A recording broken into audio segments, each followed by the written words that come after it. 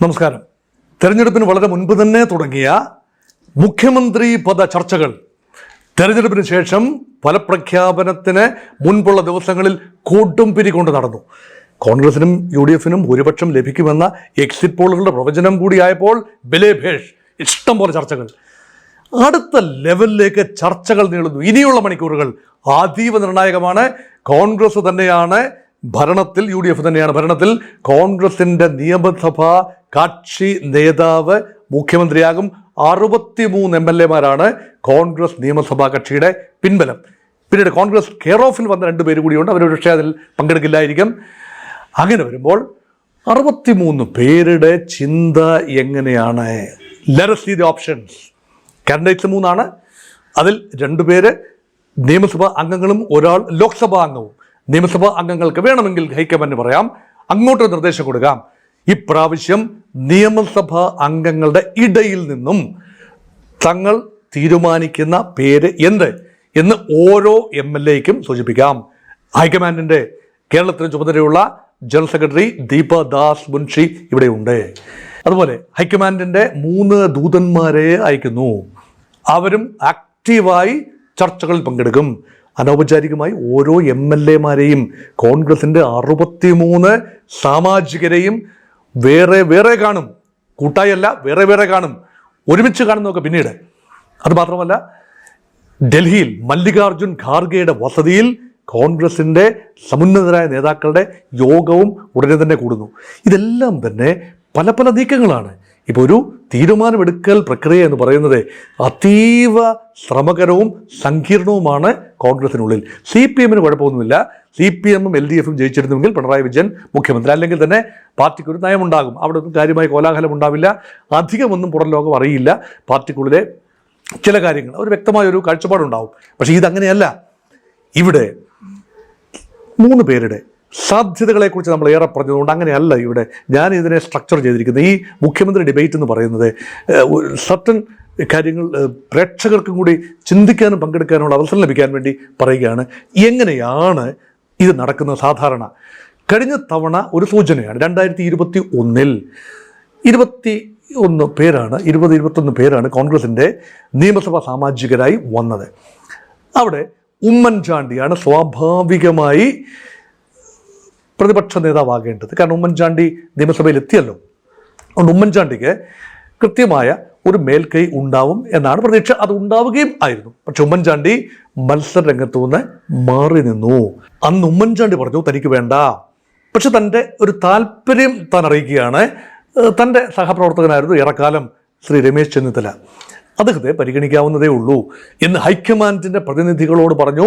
ആ കാര്യം കൃത്യമായി ഹൈക്കമാൻഡിനെ അറിയിക്കുകയും ചെയ്തു. പക്ഷേ ഹൈക്കമാൻഡിൻ്റെ തീരുമാനം വളരെ സജീവമായി രംഗത്തില്ലാതിരുന്ന VD സതീശൻ ആഗ്രഹമുണ്ടായിരുന്നു പ്രതിപക്ഷ നേതാവാകാൻ വേണ്ടി. പക്ഷേ സതീശനാണ് നറുക്ക് വീണത്. അന്ന് സതീശൻ ഒരു ഉറപ്പ് കൊടുത്തു, അടുത്ത 5 വർഷത്തേക്ക് താൻ സംഘടനയെ കെട്ടിപ്പടുക്കും, കോൺഗ്രസിനെ പുനരുജ്ജീവിപ്പിക്കും, സംസ്ഥാനമാകെ യാത്ര ചെയ്യും, അടുത്ത പ്രാവശ്യം കോൺഗ്രസിനെ അധികാരത്തിൽ എത്തിക്കാൻ താൻ അക്ഷീണ പ്രയത്നം നടത്തും. ആ വാക്ക് സതീശൻ പാലിച്ചു. അത് ചരിത്രമാണ്. സതീശനായി കോൺഗ്രസിന് ഒരു ദൗർബല്യവും ഉണ്ടാക്കിയിട്ടില്ല. സതീശൻ്റെ പ്രസ്താവനകൾ കോൺഗ്രസിന് അപമതിപ്പും ഉണ്ടാക്കിയിട്ടില്ല. ആകപ്പാടെ സതീശൻ പഴികേട്ട ഒരു കാര്യം, സതീശൻ പറഞ്ഞൊരു നമ്പറുണ്ട്. എനിക്ക് തോന്നുന്നത് പീച്ചിയിലോ മറ്റോ കൂടിയ കോൺഗ്രസിൻ്റെ ഒരു അവലോകന യോഗത്തിൽ സതീശൻ പറഞ്ഞു, തന്ത്രങ്ങൾ മെനയാനായി 63 സീറ്റ് നമ്മൾ എങ്ങനെയും നേടിയിരിക്കണം. കോൺഗ്രസിന് ഒറ്റയ്ക്ക് നമ്മൾ 100 സീറ്റ് പിടിക്കണം. 63 സീറ്റ് കോൺഗ്രസ് നേടിയിരിക്കണം. കാരണം മുൻകാലത്ത് ഏറ്റവും കൂടുതൽ നമ്പർ 2021 കിട്ടിയത് 63. എക്കാലത്തെയും ഏറ്റവും വലിയ നമ്പർ 65 തോന്നുന്നു. അപ്പോൾ 1960 വിമോചന സമരത്തിന് ശേഷമാണ് ഉജ്ജ്വലമായ ഒരു മുന്നേറ്റം നടന്ന. അന്ന് കിട്ടിയതിന് സമാനമായ നമ്പർ ഇപ്പോൾ കിട്ടണം എന്ന് പറഞ്ഞപ്പോൾ കോൺഗ്രസ് മത്സരിക്കുന്ന 90-95 സീറ്റിലാണ്. അപ്പോൾ എല്ലാവരും കൂടെ സതീശൻ്റെ തലയിൽ കയറി. അന്ന് AP അനിൽകുമാർ ഉൾപ്പെടെയുള്ള ആളുകൾ ശക്തമായി സതീശനെ വിമർശിച്ചു. അങ്ങ് പറയരുത്. അങ്ങനെ പറഞ്ഞാൽ അതിനർത്ഥം തോൽക്കുന്ന സ്ഥാനാർത്ഥികൾക്ക് വലിയ ഒരു നിരാശാബോധമായിരിക്കും. ആരാണ് തങ്ങൾ ഓരോരുത്തരും ചിന്തിക്കും, താനാകുമോ 63-നും 93-നും ഇടയിലുള്ള ആ ഒരു 30 സ്ഥാനാർത്ഥികൾ തോൽക്കുമല്ലോ, അത് തങ്ങളാകുമോ? അതുകൊണ്ട് ആത്മവിശ്വാസം നഷ്ടപ്പെടുത്തുന്ന ഒരു പ്രസ്താവനയാണ്. അതരുത്. പക്ഷെ സതീശൻ എന്ത് കൃത്യമായിട്ടാണ് പറഞ്ഞത്, 63 സീറ്റ് കോൺഗ്രസിന് ഒറ്റയ്ക്ക് ലഭിക്കും, കോൺഗ്രസിനും ഐക്യജനാധിപത്യ മുന്നണിക്കുമായി 100 സീറ്റ് കടക്കും. എന്ത് കൃത്യമായിരുന്നു. 102 സീറ്റുകളുമായി UDF അധികാരത്തിൽ വരുന്നു. 63 സീറ്റുമായി കോൺഗ്രസ് എക്കാലത്തെ മെച്ചപ്പെട്ട പ്രകടനം കാഴ്ചവെക്കുന്നു. അവിടെ സതീശന്റെ വാർ മാനേജർ, പൊളിറ്റിക്കൽ മാനേജർ, പ്രചരണത്തിന്റെ കുന്തമുനയായി പ്രവർത്തിക്കുന്ന മുഖം, നിയമസഭയ്ക്കുള്ളിലും പുറത്തുമുള്ള ഫൈറ്റർ ഇമേജ്, പറയുന്ന വാക്കിന് ഉറപ്പുള്ളവൻ, കർശനമായ നിലപാടുകൾ എടുക്കുന്നവൻ, നിലപാടുകൾ രാജകുമാരൻ, ഒത്തിരിയേറെ വിശേഷണങ്ങളുള്ള ഒരു നേതാവ്, കോൺഗ്രസുകാർ ആഗ്രഹിച്ച ഉജ്ജ്വലമായ ഒരു മുഖം, LDFനെ കടന്നാക്രമിക്കുന്ന ഒരു പ്രഭാഷണ ശൈലി, പഠിച്ച് കാര്യങ്ങൾ അവതരിപ്പിക്കുന്ന ഒരു ധിഷണാശാലി, നല്ല വായനയുള്ളയാൾ. ഇതെല്ലാം PR വർക്കിൻ്റെ ഭാഗമായി വെറും തള്ളുന്ന കാര്യങ്ങളല്ല. അങ്ങനെയൊക്കെ ആളുകൾ പറയും. പക്ഷേ ഇതിൽ സത്യവും ഉണ്ട്. അപ്പോൾ Satheesan is definitely a major contender for the chief ministership. ന്യായമായി വെസ്റ്റ് മിനിസ്റ്റർ മാതൃകയിൽ എന്താണ് വേണ്ടത്? ഭൂരിപക്ഷ കക്ഷി, അത് മുന്നണിയാണ്. കോൺഗ്രസ് മാത്രമല്ല, UDF 102 പേര് ചേർന്നാണ് തിരഞ്ഞെടുക്കേണ്ടത്. പക്ഷേ അതിലെ അച്ചുതണ്ട് ശക്തിയായ കോൺഗ്രസിൻ്റെ അവകാശമാണ് ആരാവും തങ്ങളുടെ നേതാവ് എന്ന് തീരുമാനിക്കുന്നത്. കോൺഗ്രസ് നേതാവ് ആരാണെന്ന് കോൺഗ്രസ്സുകാർ തീരുമാനിക്കുമ്പോൾ സ്വാഭാവികമായി മുസ്ലിം ലീഗ്, 22 സീറ്റുകളുള്ള മുസ്ലിം ലീഗും 3 സീറ്റുള്ള RSPയും 7 സീറ്റുള്ള കേരള കോൺഗ്രസ് ജോസഫ് വിഭാഗവും എല്ലാം, പിന്നെ സ്വതന്ത്രരും എല്ലാം സ്വാഭാവികമായി പിന്താങ്ങും. അതിൽ പ്രശ്നമില്ല. പക്ഷേ പ്രശ്നം കോൺഗ്രസിനുള്ളിൽ ആരാവുമെന്ന് കോൺഗ്രസ്സുകാർ എങ്ങനെ തീരുമാനിക്കും? 3 ഓപ്ഷനാണല്ലോ ഉള്ളത്. രമേശ് ചെന്നിത്തല, സതീശൻ ആൻഡ് നിയമസഭാംഗമല്ലാത്ത KC വേണുഗോപാൽ. ഇനി അവരുടെ സാധ്യതകളിലേക്ക് വരുന്നതിന് മുൻപ് ഒന്നുകൂടി പറയാം എങ്ങനെയാണ് ഇതിൻ്റെ രീതിശാസ്ത്രം. ഒരു ഓപ്ഷൻ MLA മാർ തീരുമാനിക്കട്ടെ. ഹൈക്കമാൻഡ് പറയുകയാണ് തങ്ങൾക്കൊരു നിർദ്ദേശമില്ല. അപ്പോൾ MLA മാർ എന്ത് ചെയ്യും? തങ്ങൾക്ക് തീരുമാനം, അവർ പേടിയാണ്, അവർക്ക് എങ്ങനെ പറയാൻ പറ്റില്ല, അവർ പറഞ്ഞു കഴിഞ്ഞാൽ ചിതറിപ്പോകും പലപ്പോഴും. അതുകൊണ്ട് MLA മാർക്ക് ഒരു പ്രമേയം പാസ്സാക്കാം. കോൺഗ്രസിൻ്റെ നേതാവ്, നിയമസഭാ കക്ഷി നേതാവ് ആരാകണം എന്ന് തീരുമാനമെടുക്കാനുള്ള അവകാശം തങ്ങൾ ഹൈക്കമാൻഡിന് വിട്ടു നൽകുന്നു. അപ്പോൾ ഹൈക്കമാൻഡ് ഒരു പേര് പറയും, ആ പേര് നിയമസഭാംഗങ്ങൾ അംഗീകരിക്കും. ഇതാണ് പൊതുവെ സംഭവിക്കാൻ സാധ്യത, ഏറ്റവും സാധ്യതയുള്ളതാണ്.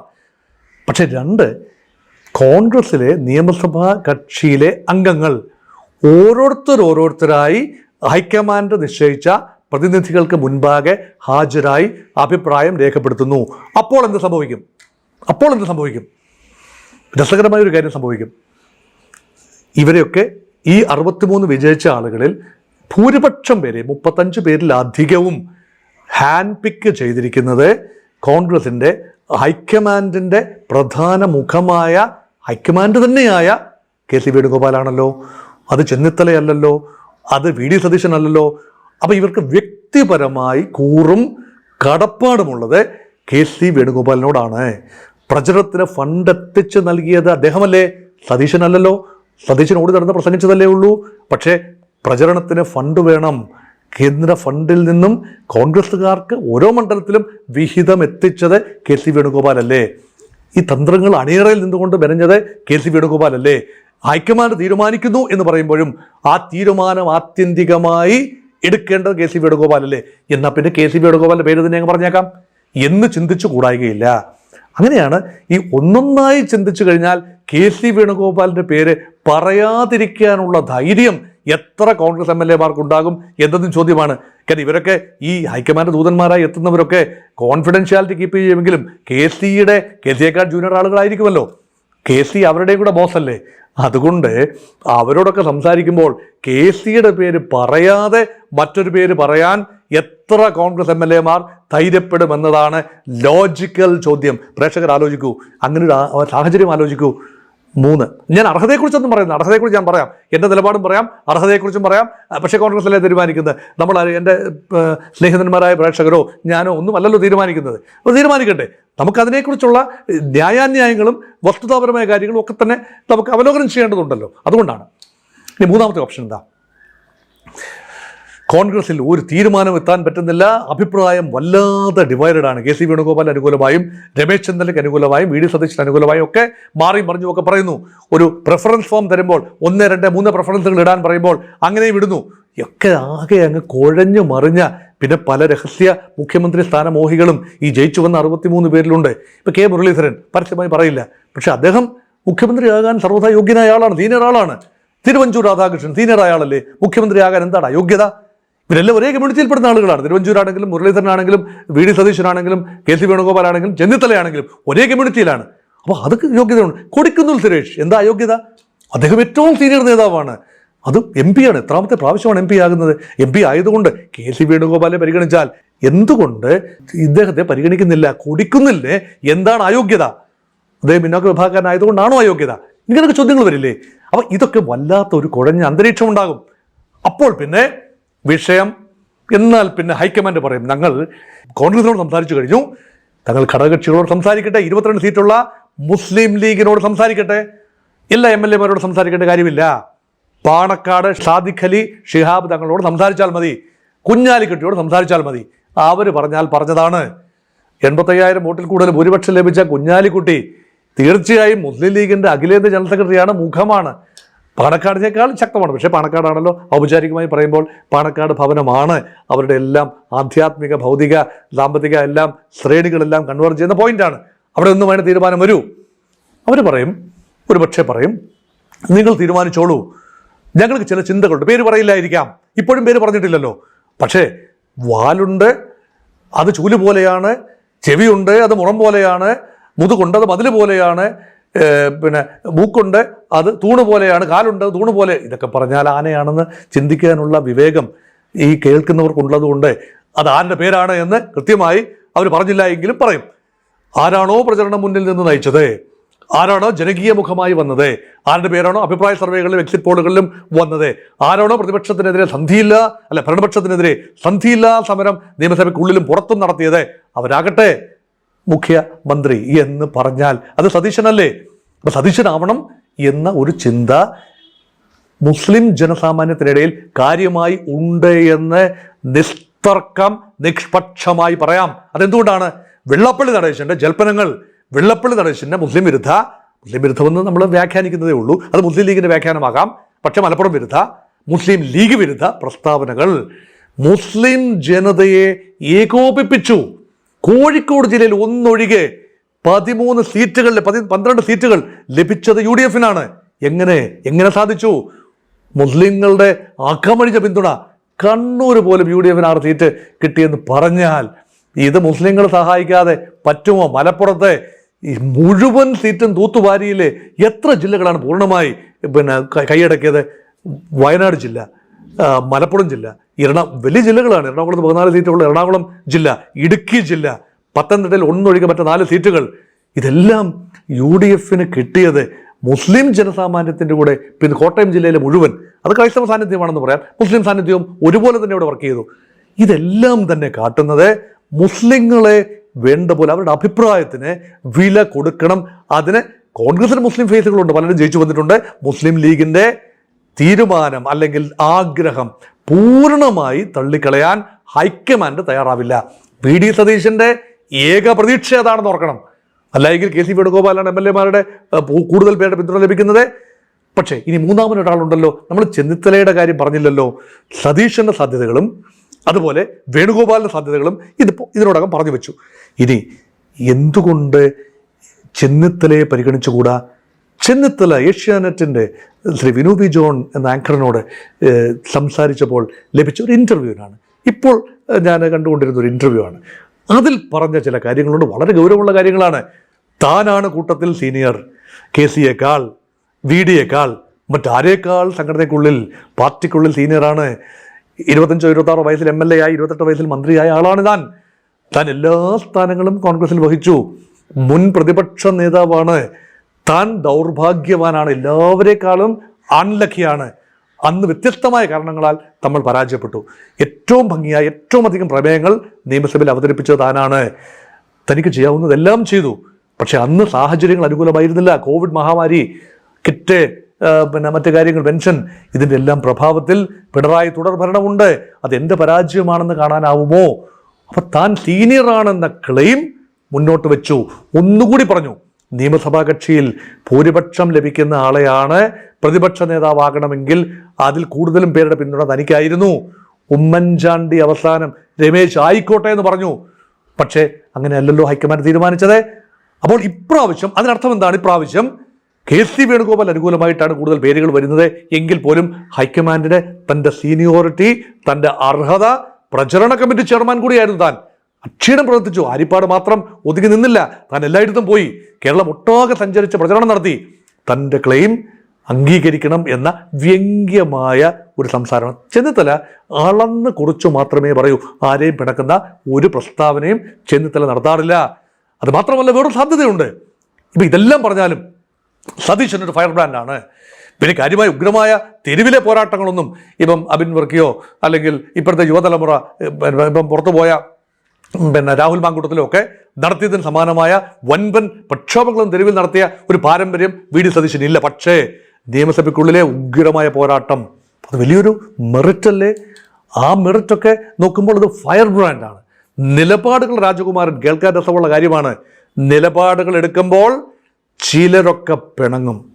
സമുദായ സംഘടനകളെ തിണ്ണനിറങ്ങാൻ ഞാനില്ല എന്ന് പറയാം. ചില സമയത്തെ പോകേണ്ടി വരും, വേണ്ട പോലെ കാണേണ്ടി വരും. അതൊക്കെ സതീശനെ കൊണ്ട് സാധിക്കുമോ? ഇനി ഇവരുടെയൊക്കെ പിന്തുണ ലഭിക്കുമോ? പിന്തുണ ഇല്ലാതെ UDF സംവിധാനത്തിൽ എല്ലാവരും ഈ ബാൻഡ് വാഗണിൽ ചാടി കയറും. ഇവരെയൊക്കെ കൊണ്ട് മേയിച്ച് നടക്കാൻ ബുദ്ധിമുട്ടാണ്. അതിന് പറ്റുന്ന സൗമ്യമായ ദീപ്തമായ മുഖം രമേശ് ചെന്നിത്തലയുടേതല്ലേ എന്ന ഒരു ചിന്തയും പ്രായോഗിക ബുദ്ധിയോടെ ഹൈക്കമാൻഡ് എന്തുകൊണ്ട് പരിഗണിച്ചുകൂടാ? ഇനി അചിന്ത്യമായ ഒന്ന് ഞാൻ ചിന്തിക്കുന്നില്ല എങ്കിൽ പോലും ചിലരെങ്കിലും മനസ്സിൽ ചിന്തിക്കും. എന്നാൽ പിന്നെ രണ്ടാൾക്കും കൂടെ വീതിച്ചു കൊടുക്കരുതോ? 2.5 വർഷം സീനിയറായ രമേശ് ചെന്നിത്തലയ്ക്കും പിന്നീട് 2.5 വർഷം VD സതീശനും. അങ്ങനെ എവിടെയെങ്കിലും നടന്നോ? നടന്നിടത്ത് സുഗമമായി നടന്നോ? കർണാടകത്തിൽ അങ്ങനെ ഒരു ഡീൽ ഉണ്ട് എന്ന് പറഞ്ഞു വെച്ചു. സിദ്ധാരാമയ്യ 2.5 വർഷം കഴിയുമ്പോൾ മാറും, DK ശിവകുമാർ മുഖ്യമന്ത്രിയാകും. നടന്നില്ലല്ലോ. അങ്ങനെ ഡീൽ ഉണ്ട് എന്ന് ആരും സമ്മതിക്കുന്നില്ല. DK ശിവകുമാർ പറയും അങ്ങനെ വാക്കാൽ പറഞ്ഞു വെച്ചു.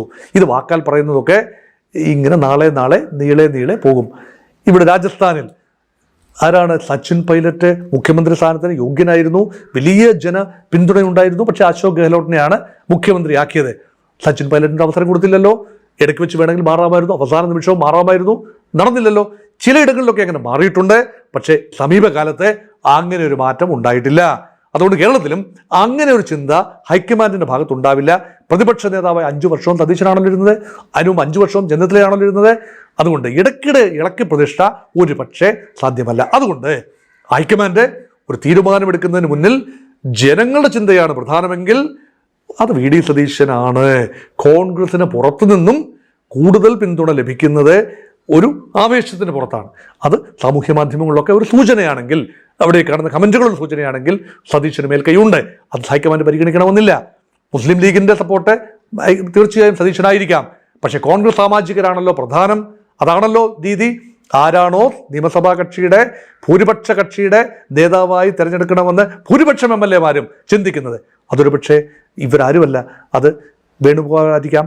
അപ്പം ഇങ്ങനെ വരുമ്പോൾ കുറഞ്ഞ അവസരമാണ്. അതുകൊണ്ട് ഇനി എൻ്റെ ചിന്ത കൂടെ പറയാം. അർഹത ഇപ്രാവശ്യം VD സതീശനാണ്. എൻ്റെ അഭിപ്രായമാണ്. നിലപാടുകളുള്ളത് കൊണ്ട് മാത്രമല്ല, സതീശൻ അത് അർഹിക്കുന്നു. വിവിധങ്ങളായി നോക്കൂ, സോഷ്യൽ ഫോർമേഷൻ നോക്കൂ. വിവിധങ്ങളായി ചിതറി നിന്ന UDF-നോടൊപ്പം എക്കാലത്തും ഉണ്ടായിരുന്നതും എന്നാൽ കാലാകാലങ്ങളിൽ വിട്ടുപോയതുമായ ജനവിഭാഗങ്ങളുണ്ട്. മുസ്ലിങ്ങൾ, ക്രൈസ്തവർ, ചില അവാന്തര വിഭാഗങ്ങൾ, അവരെയെല്ലാം കൂട്ടത്തിൽ ചേർത്തു പിടിച്ചത് VD സതീശനാണല്ലോ. VD സതീശന്റെ നേതൃത്വത്തിലുള്ള UDF ആണല്ലോ. ഒരിക്കലും താൻ എന്ന് സതീശൻ ആവർത്തിച്ച് പറഞ്ഞിട്ടില്ല. ഒരിക്കൽ ബൈക്കിന് മുമ്പിലിരുന്ന് സുധാകരനുമായി അടിയുണ്ടാക്കുന്നത് നമ്മൾ കണ്ടു. അത് വല്ലാത്തൊരു ഒപ്റ്റിക്സാണ്. ആരാദ്യം സംസാരിക്കും മാധ്യമങ്ങളോട്. തീരെ LKG കുട്ടികളെ പോലെ സംസാരിച്ച അത് നിറം കെട്ട ഒരു അനുഭവമാണ്. അത് മാറ്റി നിർത്തിയാൽ സതീശൻ പൊതുവെ ടീം UDF എന്ന് മാത്രമാണ് പറഞ്ഞിട്ടുള്ളത്. ഹീസ് എ ടീം മാൻ, അല്ല എന്ന് പറയാനാവില്ലല്ലോ. അതുകൊണ്ട് ഏകാധിപത്യ പ്രവണതകൾ സതീശൻ ചില കാർക്കശ്യത്തോടെ സംസാരിക്കും, അതൊക്കെ ശരിയാണ്, അത് ശരിയാണ്. പക്ഷെ അതൊരു മെറിറ്റല്ലേ? അതുകൊണ്ടല്ലേ ജനം സതീശനോടൊപ്പം നിൽക്കുന്നത്, ജനം സതീശനെ നെഞ്ചിലേറ്റുന്നത്. അഭിപ്രായ സർവേകൾ ആ കാര്യത്തിൽ അവിശ്വസിക്കേണ്ട കാര്യമൊന്നുമില്ല. കോൺഗ്രസ്സുകാരുടെ ഇടയിൽ ഏറ്റവും അധികം പിന്തുണ അഭിപ്രായ സർവേകൾ കിട്ടിയത് 21-22% പിന്തുണ കിട്ടിയത് VD സതീശനാണ്. കേരള ജനതയുടെ മൊത്തം പിന്തുണയുടെ 22% ഓർക്കണം, കോൺഗ്രസ്സുകാരുടെ ഇടയിലല്ല. രണ്ടാം സ്ഥാനത്ത് ചെന്നിത്തലയാണ്, 8% ഉള്ളൂ. 3% കെ സി വേണുഗോപാൽ പിന്നിലാണ്. അപ്പം ജനം എങ്ങനെ ചിന്തിക്കുന്നു? കോൺഗ്രസിന് പുറത്ത് നിന്നുകൊണ്ടും ചിന്തിക്കുന്ന ജനമുണ്ടല്ലോ, അവരുടെയും കൂടെ മുഖ്യമന്ത്രിയാകണം എന്ന് ചിന്തിക്കുന്നത് വി ഡി സതീശനെ കുറിച്ചാണ് ജനം ചിന്തിക്കുന്നത്. അതിൽ നായന്മാരുണ്ട്, ഈഴവരുണ്ട്. നായർ പ്രമാണി പിണങ്ങിയതുകൊണ്ട് നായന്മാർ പിണങ്ങിയെന്ന് അർത്ഥമുണ്ടോ? ഈഴവ പ്രമാണി പിണങ്ങിയതുകൊണ്ട് ഈഴവരെല്ലാം എതിരായി അർത്ഥമുണ്ടോ? ഒരുപക്ഷെ ഈ നായർ പ്രമാണിമാർക്കും ഈഴവ പ്രമാണിമാർക്കും എതിരെ രണ്ട് വർത്താനം പറയാൻ ഉശിരുള്ള ഒരുവൻ ഇതാ കടന്നു വന്നിരിക്കുന്നു. അത് ചെന്നിത്തലയ്ക്ക് പറ്റില്ല, വേണുഗോപാലിന് പറ്റില്ല, അത് പറ്റുന്നത് അത് പറ്റുന്നത് വി ഡി സതീശന് മാത്രം എന്ന് ചിന്തിക്കുന്നത് കൊണ്ടാണ് വി ഡി സതീശന് വലിയ ഒരു പിന്തുണ ലഭിക്കുന്നത് എന്നും കാണാം. അത് മാത്രമല്ല, നിലപാടെടുക്കേണ്ട സമയത്ത് രാഹുൽ മാങ്കൂട്ടത്തിൽ വിഷയത്തിൽ ഒരു നിലപാടെടുക്കേണ്ടി വന്നപ്പോൾ കൃത്യമായ ആ നിലപാട് പറഞ്ഞു, പുറത്തു പോകണം. ഒരുപാട് പേർ അദ്ദേഹത്തെ ആക്രമിച്ചു, വഴങ്ങിയില്ല. അവിടെ നിലപാടുണ്ട്. പി വി അൻവറിനെ കൂട്ടത്തിൽ കൂട്ടണ്ട, നിലമ്പൂർ തങ്ങൾ ഒറ്റയ്ക്ക് പിടിക്കും. പി വി അൻവറിന്റെ വിലപേശലിന് മുന്നിൽ പഞ്ചപുച്ഛമടക്കി നിൽക്കണ്ട എന്ന് സതീശൻ പറഞ്ഞു. അതുപോലെ സംഭവിച്ചു മറ്റു ഉപതെരഞ്ഞെടുപ്പുകളിലും. സതീശൻ പറഞ്ഞു, ഞങ്ങൾ വിജയിച്ചിരിക്കും. ചേലക്കര മാത്രമാണ് പരാജയപ്പെട്ടത്. 5 ഉപതെരഞ്ഞെടുപ്പിൽ ചേലക്കര മാത്രം പരാജയപ്പെട്ട, അതും വളരെയധികം വോട്ട് ഷെയർ ഇംപ്രൂവ് ചെയ്തതിന് ശേഷമുള്ള പരാജയമാണ്. അപ്പൊ അവിടെ സതീശൻ പറഞ്ഞു, ഞങ്ങൾ പരാജയപ്പെട്ടാൽ പൂർണ്ണ ഉത്തരവാദിത്വം താൻ ഏറ്റെടുക്കുന്നു. ഒരു കപ്പിത്താന് വേണ്ട വാർജവമാണത്. വിജയത്തിന്റെ ക്രെഡിറ്റ് എടുക്കുക എന്നതല്ല, പരാജയത്തിന്റെ ഉത്തരവാദിത്വം ഏറ്റെടുക്കാൻ തയ്യാറാവുമോ? ക്യാപ്റ്റൻ പിണറായി വിജയൻ തയ്യാറാവുമോ? തൻ്റെ മുഖമാണ് ഫ്ലക്സിൽ കണ്ടത്. ആ മുഖം വെച്ചുകൊണ്ടുള്ള PR വർക്ക് വിജയിച്ചില്ല. അതുകൊണ്ട് താനാണ് പരാജയപ്പെട്ടത്, തൻ്റെ നേതൃത്വത്തിലുള്ള മുന്നണിയാണ് പരാജയപ്പെട്ടത്, താനാണ് ഉത്തരവാദി എന്ന് തുറന്നു പറയാൻ ശ്രീ പിണറായി വിജയൻ തയ്യാറാവുമോ? പക്ഷെ വി ഡി സതീശൻ അതിന് തയ്യാറായിരുന്നു. വനവാസത്തിന് പോകും. താൻ ഉദ്ദേശിക്കുന്ന രീതിയിലുള്ള വിജയം UDF ഉണ്ടായില്ലെങ്കിൽ താൻ വനവാസത്തിന് പോകാൻ മടിക്കില്ല. രാഷ്ട്രീയ വനവാസമായിരിക്കും. ഇത് പറയാൻ മറ്റാർക്ക് കഴിയും? ഇത് അപ്പോൾ അവിടെ ഒരു വ്യത്യസ്തതയുള്ളൊരു കോൺഗ്രസ് നേതാവ് കടന്നു വന്നിരിക്കുന്നു. ആ ജനകീയ ആവേശം, ഞാൻ ആ ജനകീയ ആവേശത്തിന് മുന്നിൽ let me salute the general opinion beyond Congress. ഞാൻ കോൺഗ്രസ്സുകാരനല്ല, കോൺഗ്രസിനെ നിരീക്ഷിക്കുന്ന ആളാണ്. കമ്മ്യൂണിസ്റ്റുകാരനല്ല, കമ്മ്യൂണിസ്റ്റെ നിരീക്ഷിക്കുന്ന ആളാണ്. BJP കാരനല്ല, BJPയെ നിരീക്ഷിക്കുന്ന ആളാണ്. പക്ഷേ my choice is V D Satheesan undoubtedly. Ramesh Chennithala അർഹനാണ്, സീനിയറാണ്. അദ്ദേഹത്തെ മാന്യമായി അക്കോമഡേറ്റ് ചെയ്യണം. ആഭ്യന്തരമന്ത്രി സ്ഥാനത്തേക്കോ പ്രമുഖമായ എന്തെങ്കിലും സ്ഥാനത്തേക്കോ ചെയ്യണം. അദ്ദേഹം ഒരു പക്ഷേ വി ഡി സതീശന് കൊടുത്താൽ മന്ത്രിസഭയിൽ ചേരാതെ നിന്നുകൊണ്ട് പ്രതിഷേധം സൂചിപ്പിക്കുമോ അറിയില്ല. കെ സി വേണുഗോപാലിന് ഒരു കാര്യവും ഉണ്ടെന്ന് ഞാൻ ചിന്തിക്കുന്നില്ല. കാരണം അദ്ദേഹം MP ആണ്. ഇതിനേക്കാളൊക്കെ നല്ല നിലയിലാണ് അദ്ദേഹം. കോൺഗ്രസിന്റെ ഹൈക്കമാൻഡിലെ നിർണായക ശക്തിയല്ലേ. അദ്ദേഹം കൂടെ ചേർന്നതല്ലേ ഹൈക്കമാൻഡ്. അതിനേക്കാൾ വലിയൊരു പദമാണോ മുഖ്യമന്ത്രി പദം? പക്ഷെ എല്ലാവരും മോഹിക്കും കേരളത്തിന്റെ മുഖ്യമന്ത്രിയായി ഒരു ഊഴം. എത്ര മനോഹരമായ ഒരു ഫീൽ. അതിനുവേണ്ടി കെ സി ശ്രമിക്കാതിരിക്കട്ടെ. കെ സി തൻ്റെ മഹത്വം കളഞ്ഞു കുളിക്കാതിരിക്കട്ടെ. സതീശനും രമേശ് ചെന്നിത്തലയ്ക്കും തുല്യമായ അവകാശങ്ങളുള്ളത്. ഞാൻ സതീശനാകണം എന്ന് ചിന്തിക്കുന്നു എന്നതിൻ്റെ ലോജിക്ക് മാത്രമാണ് പറഞ്ഞത്. ഞാൻ തെളിച്ചു പറഞ്ഞു. സാധാരണ ആ രീതിയിൽ ഞാൻ തെളിച്ചു പറയാറില്ലല്ലോ, ഇപ്രാവശ്യം തെളിച്ചു പറയുന്നു. പക്ഷേ അത്യധികം തീരുമാനമെടുക്കേണ്ടത് ഹൈക്കമാൻഡാണ്. കോൺഗ്രസ് MLA-മാരുടെ അവകാശമാണ്. അവരും ഹൈക്കമാൻഡും ചേർന്ന് ഉചിതമായ തീരുമാനം കൈക്കൊള്ളും. കേരളത്തെ പുരോഗതിയിലേക്ക് നയിക്കാൻ, എല്ലാ വിഭാഗങ്ങളെയും ചേർത്ത് പിടിക്കാൻ. എന്നാൽ ആർക്കും മുസ്ലിം ലീഗിന് കീഴടങ്ങാത്ത, മുസ്ലിങ്ങൾക്ക് കീഴടങ്ങാത്ത, NSSന് മുന്നിൽ മുട്ടുമടക്കാത്ത, SNDPക്ക് മുന്നിൽ മുട്ടുമടക്കാത്ത, സമ്മർദ്ദങ്ങൾക്ക് മുമ്പിൽ അടിപതറാത്ത ഉജ്ജ്വലനായ ഒരു മുഖ്യമന്ത്രിയെ കേരളത്തിൽ ലഭിക്കട്ടെ എന്ന് ആശംസിച്ചുകൊണ്ട് നിർത്തട്ടെ. നമസ്കാരം.